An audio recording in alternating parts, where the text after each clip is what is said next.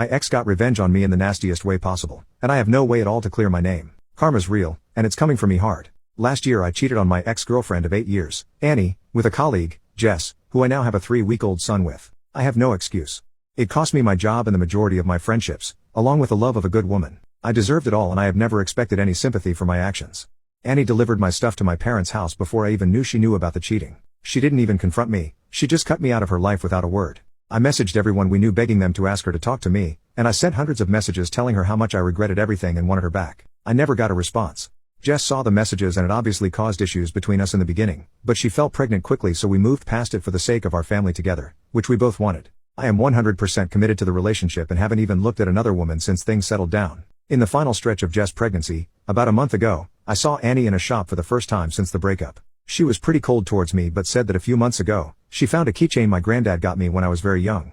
It's not valuable but she knows it means a lot to me, and she said I could come collect it the following Saturday morning. I explained that was 6 days after Jess was due to give birth so I'd probably need to be home, but she just said I could either get it on Saturday or it was going in the bin, so I agreed to a time to go over. My son was born a few days late, but he's perfectly healthy and wonderful, so he was less than 24 hours old on the Saturday I needed to collect the keychain.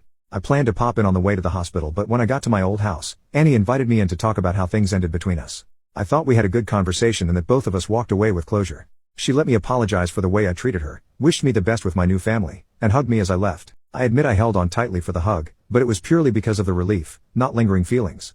I spent less than an hour at her house then headed to the hospital. I didn't tell Jess about any of this because I know she still feels insecure about Annie, and I didn't want to add fuel to that. When I arrived at the hospital after seeing Annie, Jess had revoked my access, and the ward manager wouldn't tell me why. I ended up being removed by a security guard because I was denied seeing my son for the second time ever and didn't respond well to being blindsided. I tried calling Jess and her mom over and over, and the only response I got was a screen recording of a message from Annie. It was doorbell footage of me walking through the door at 9:30 then back out just after 10:15, and the hug is only partly caught so it does look like we could have been kissing. The message Annie sent with it said, "Did he even shower and change his clothes between screwing me and holding his son?